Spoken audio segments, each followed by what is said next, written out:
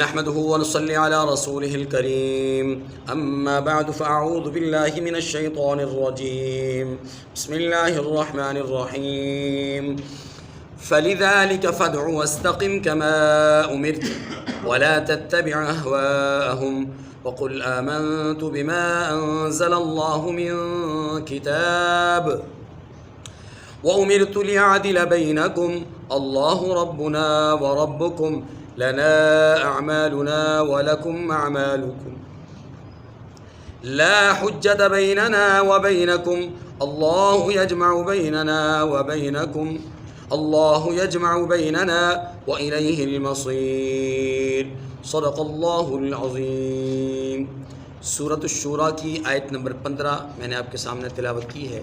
گزشتہ درس کے اندر جو بات ہمارے سامنے آئی تھی کہ اللہ رب العزت کے دین کی، ملت کی پیروی کرنے کا حکم ہوا ہے۔ شریعتیں الگ الگ ہیں لیکن دین اور ملت تمام انبیاء علیہم السلام کا ایک ہی ہوا ہے، لہٰذا آپ اس بنیاد پر کہ دین اور ملت سب کا ایک ہے، آپ ان 10 باتوں کا خیال رکھیے۔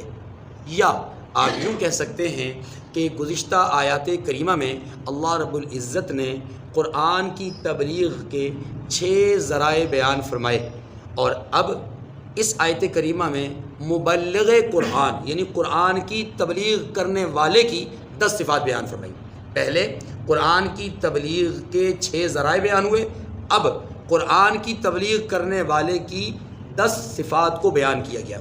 یہ جو آیت کریمہ ہے سورہ شورى کی آیت نمبر 15، اس آیت کریمہ میں 10 کلمات ہیں، 10 الگ الگ کلمے ہیں، اور اس سے پہلے الگ الگ جملے اور الگ الگ کلمے ہوں، اس کی مثال صرف اور صرف سورہ بقرہ کی اس آیت کریمہ میں ہمیں ملتی ہے جس آیت کو آیت الکرسی کہا جاتا ہے۔ یہ جو آیت الکرسی ہے یہ سورہ بقرہ کی آیت نمبر 255 ہے۔ اس میں اللہ رب العزت نے ایک آیت میں 11 کلمے ارشاد فرمائے ہیں، اور وہ 11 کے 11 کلمے اللہ کی الوہیت و توحید کے 11 دلائل ہیں۔ اس پہ ہم وہ جب اس درس کا موقع تھا آج سے 4 سال پہلے اس پہ تفصیلاً بات کر چکے کہ سورہ بقرہ کی آیت نمبر 255 کی آیت الکرسی میں، اس آیت الکرسی کے اندر 11 جملے ہیں، 11 کلمے ہیں، اور 11 کے 11 کلمے 11 دلائل ہیں توحید اور الوہیت پر اللہ کی۔ اسی طریقے سے یہ جو سورہ مبارکہ ہے سورہ شورى، اس کی آیت نمبر 15 میں اللہ رب العزت نے 10 کلمے ارشاد فرمائے ہیں، اور یہ 10 کلمے مستقل طور پر 10 احکامات ہیں، یا آپ اس کو یوں کہہ لیجئے کہ 10 صفات ہیں جو کہ مبلغ قرآن کی ہونی چاہیے۔ جو قرآن کی تبلیغ کر رہا ہے، جو قرآن کی تعلیم دے رہا ہے، اس کے اندر یہ 10 صفات ہونی چاہیے۔ کون سی؟ پہلے فرمایا فَلِذَلِكَ فَادْعُ وَاسْتَقِمْ۔ نمبر 1 کہ دین کا داعی ہو، فَلِذَلِكَ فَادْعُ، بس اے محبوب آپ اسی وجہ سے دین کی طرف بلاتے رہیں۔ کس وجہ سے؟ جیسا کہ میں نے عرض کیا کہ مشرکین کو آپ کی دعوت توحید بھاری لگتی ہے، آپ یہ کام کرتے رہیے۔ مشرکین پر یہ بات گراں گزرتی ہے، آپ ان کو تکلیف پہنچاتے رہیں۔ یا آپ سے پہلے تمام انبیاء کا دین ایک ہی رہا، ملت ایک ہی رہی، لہٰذا آپ اسی ملت اور دین کی دعوت دیتے رہیں۔ وہ جو اصول دین ہیں سب کے ایک ہیں، آپ بھی آپ کی طرف بھی اسی طرح وہی کی گئی، لہذا آپ ان کی طرح دین کی دعوت دیتے رہیے۔ تو پہلی صفت مبلغ قرآن کی کیا ہے؟ دین کا داعی ہو، دین کا داعی ہو۔ نمبر 2 مبلغ قرآن کی دوسری صفت وَاسْتَقِمْ كَمَا أُمِرْتَ، جیسا آپ کو حکم ہوا ہے اسی پر قائم رہیے گا، یعنی جو آپ کو حکم ہوا اس پر قائم رہنا ہے۔ یہ استقامت علی الدین ہے۔ پہلا ہے دعوت دین اور دوسرا ہے استقامت دین۔ دیکھیے دین کی دعوت جب کوئی آدمی دیتا ہے تو لا محالہ اس کے لیے مشکلات پیدا ہو سکتی ہیں۔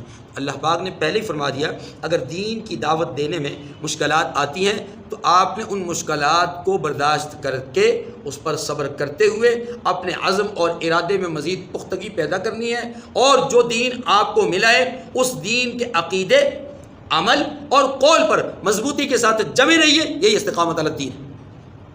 تو دوسری صفت کیا ہوئی مبلغ قرآن کی؟ دین پر استقامت۔ تیسری صفت وَلَا تَتَّبِعْ أَهْوَاءَهُمْ، کہ آپ ان کی خواہشات کی پیروی نہ کیجیے۔ کیا مطلب؟ اب سمجھیے، رسول اللہ صلی اللہ علیہ وسلم کے زمانے میں ایک شخص تھا، اس کا نام تھا ولید۔ اس کے 10 بیٹے تھے، جس میں سے 4 بیٹے مسلمان ہوئے، 6 بیٹے مسلمان نہ ہوئے۔ ایک روز رحمت دو عالم صلی اللہ علیہ وسلم کو اس نے پیغام بھیجا کہ محمد، جو دعوت آپ دے رہے ہیں، جو پیغام آپ پہنچا رہے ہیں، جس چیز کی طرف لوگوں کو آپ بلا رہے ہیں، چھوڑ دیجیے۔ اس کے بدلے میں آپ کو کتنا مال چاہیے؟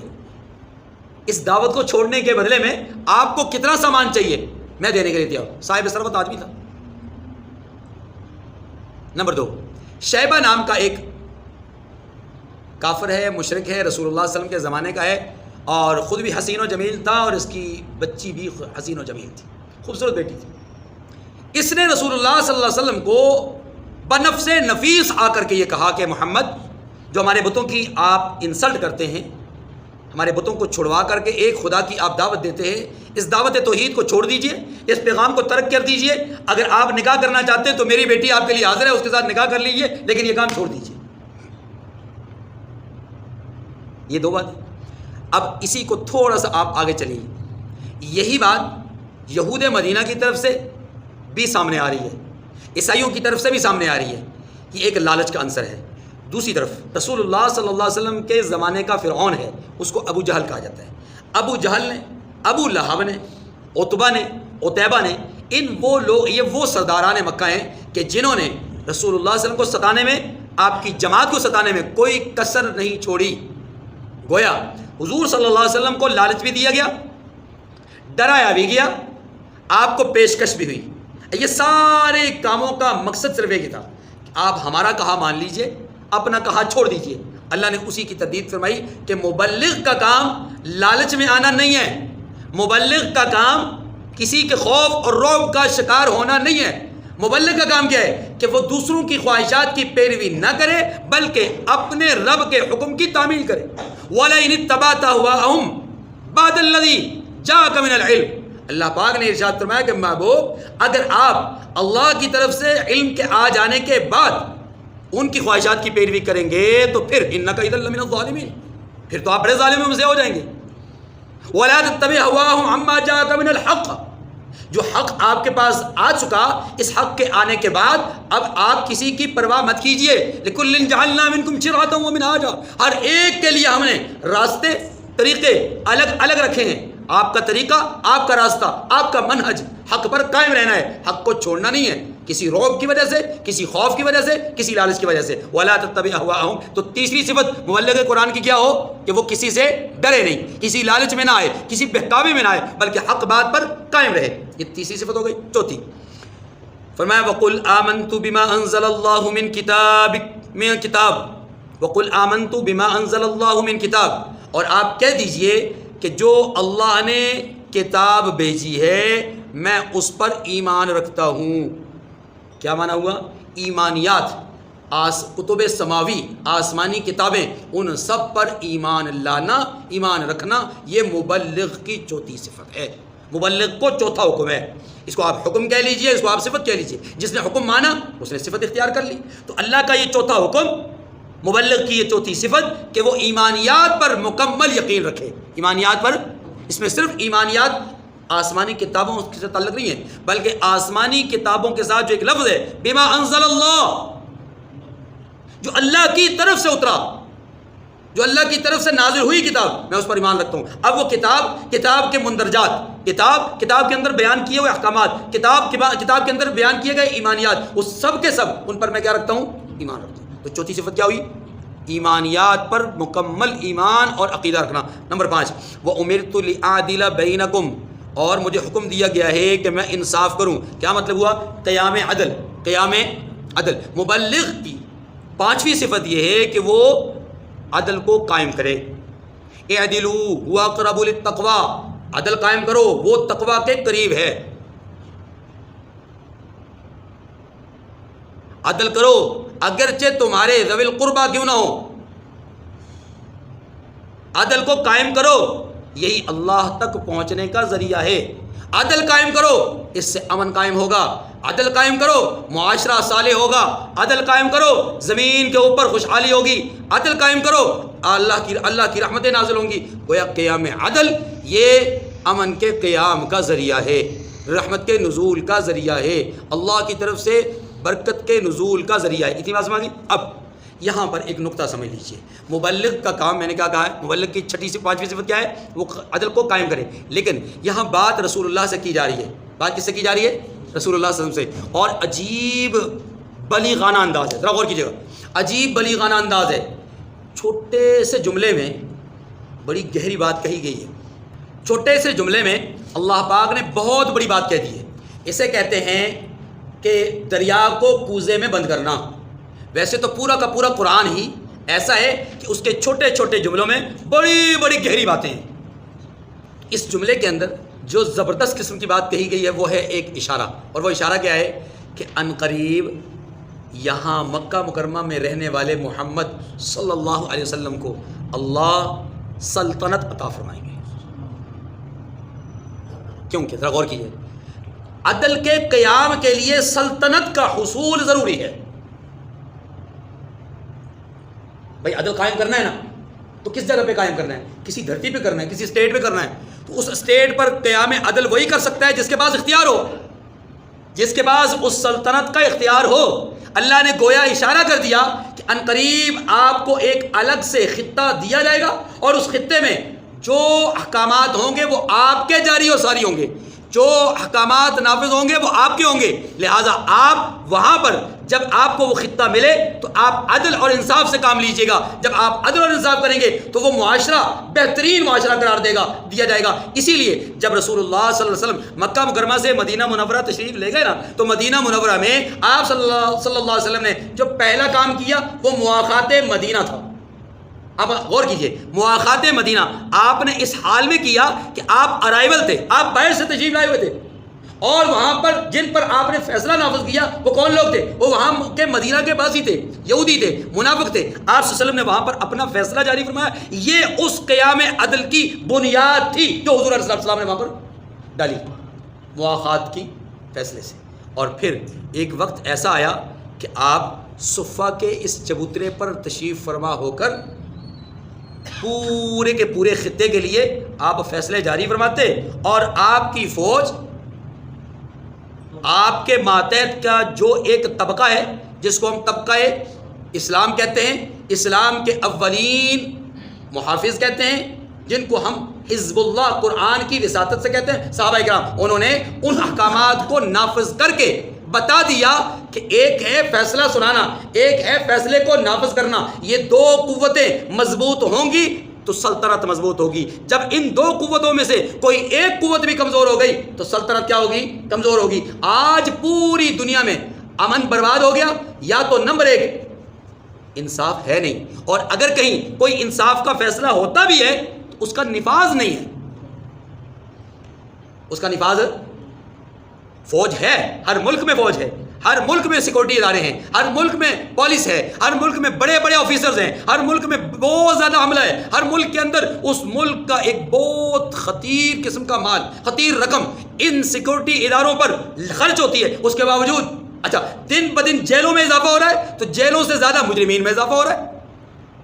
دن بدن قانون بنتے جا رہے ہیں، لیکن اس قانون کے شکست کرنے والے لوگ دن بدن ان میں اضافہ ہو رہا ہے۔ وجہ کیا ہے؟ وجہ صرف 2 ہی ہے، یا تو انصاف ہے نہیں، اور اگر کہیں کوئی آدمی انصاف سے فیصلہ کر بھی دے، کوئی جج، کوئی قاضی، تو اس کے آگے نفاذ کا کوئی عمل چکر نہیں۔ رسول اللہ صلی اللہ علیہ وسلم کے زمانے میں کیا ہے؟ امرت لأعدل بینکم، مجھے حکم دیا گیا کہ میں تمہارے درمیان انصاف کروں۔ یہ بات کہاں کہی جا رہی ہے؟ مکہ میں، جہاں پر سب مظلومانہ زندگی گزار رہے ہیں۔ یہاں پیشن گوئی ہو رہی ہے، ان قریب آپ کو سلطنت ملنے والی ہے۔ سلطنت ملی، حضور نے فیصلہ سنایا، صحابہ نے اس کو نافذ کیا۔ گویا عدل کا قیام، عدل کا نفاذ، یہ دونوں چیزیں مضبوط تھیں، تو نتیجہ کیا نکلا؟ نتیجہ یہ نکلا کہ نطق نبوت سے اعلان ہوا، خیر القرون قرنی، کائنات میں سب سے بہترین زمانہ مجھ محمد کا زمانہ ہے۔ یہ بات کب کہی جا رہی ہے؟ مکہ میں نہیں، کب کہی جا رہی ہے؟ مدینہ میں، جہاں قیام عدل ہوا، جہاں نفاذ عدل ہوا، وہاں پر کہا جا رہا ہے خیر القرون قرنی، سب سے بہترین زمانہ میرا، ثم الذین یلونہم، پھر فرمایا ثم الذین یلونہم، وفی روایت ثم الذین یلونہم، میرے بعد کا زمانہ، اس کے بعد کا زمانہ، اس کے بعد کا زمانہ، دور نبوت، دور صحابہ خلفائے راشدین، دور تابعین، دور تبع تابعین، یہ 4 زمانے، اس کے بعد حضور نے کیا فرمایا؟ میں کچھ نہیں کہتا، کبھی امن ہوگا کبھی نہیں ہوگا، کبھی عدل ہوگا کبھی نہیں ہوگا، کبھی اس کا نفاذ ہوگا کبھی نہیں ہوگا، ٹھیک ہے جی۔ وَأُمِرْتُ لِأَعْدِلَ بَيْنَكُمْ، تو دیکھیے ایک چھوٹا سا جملہ، اور اس جملے کے اندر اللہ نے کتنا زبردست قسم کا پیغام دے دیا اور ایک پیشن گوئی فرما دی۔ اگلا جملہ فرمایا اللہ ربنا وربکم، اللہ اکبر۔ جو مبلغ قرآن ہے اس کی چھٹی صفت کیا ہونی چاہیے؟ کہ وہ ربوبیت الہی پر مکمل یقین کرے، الوہیت الہی پر نہیں، ربوبیت الہی پر۔ اب یہ غور کیجیے گا، اب یہ فرق کیا ہے؟ اللہ کو الہ ماننے میں اور اللہ کو رب ماننے میں فرق کیا ہے؟ قرآن کا آغاز کہاں سے ہوتا ہے؟ الحمدللہ رب العالمین، دونوں لفظ اس میں ایک آیت میں ہیں، للہ الوہیت، رب الربوبیت۔ کیا فرق ہے جی؟ فرق یہ ہے کہ اللہ کو الہ تو ابو جہل بھی مانتا تھا، اللہ کو الہ تو عتبہ بھی مانتا تھا، اللہ کو الہ تو شیبہ بھی مانتا تھا۔ مکہ کے مشرک اللہ کو الہ مانتے تھے، اللہ کی الوہیت میں ان کو شک نہیں تھا، ہاں اللہ کو رب نہیں مانتے تھے، اللہ کو رب نہیں مانتے تھے۔ اللہ پاک نے اس آیت کریمہ میں چھٹی صفت کیا بیان فرمائی؟ اللہ ربنا وربکم، کہ مبلغ کو یہ حکم دیا گیا ہے کہ وہ ربوبیت خدا کا عقیدہ بھی رکھے، وہ عقیدہ رکھے اللہ ہمارا رب ہے، اور ہمارا ہی نہیں تمہارا بھی رب وہی ہے۔ بس میں مشرکین یہ تصور کرتے تھے کہ یہ جو انسانوں کے یا حیوانوں کی یا چیزوں کی یہ جو تدبیر ہے، یہ تدبیر مختلف قسم کے بتوں کے ذمہ ہو گئی۔ اللہ کا کام پیدا کرنا تھا، اللہ کا کام بنانا تھا، بنایا پیدا کیا، مالک وہی ہے، مالک وہی ہے، لیکن متصرف نہیں ہے، مدبر نہیں ہے، رب نہیں ہے۔ اللہ نے اس کا انکار کیا، نہیں، تمہارا دعویٰ غلط ہے۔ ایک مبلغ قرآن کا دعویٰ یہ ہوگا، اس کا عقیدہ یہ ہوگا، اس کی صفت یہ ہوگی کہ وہ اللہ کو اپنا رب جانے گا۔ ساتویں صفت لنا اعمالنا ولکم اعمالکم، یہ جو صفت ہے اس صفت کو آپ یوں کہہ لیجئے کہ مبلغ کا کام یہ ہے کہ وہ کفریہ عقائد اور کفریہ اعمال سے، عقائد سے بھی اعمال سے بھی برات کا اظہار کر دے۔ تمہیں تمہارے عقائد مبارک، تمہیں تمہارے اعمال مبارک، تمہارے لیے لکم دینکم ولی دین، تمہارے لیے تمہارا دین، میرے لیے۔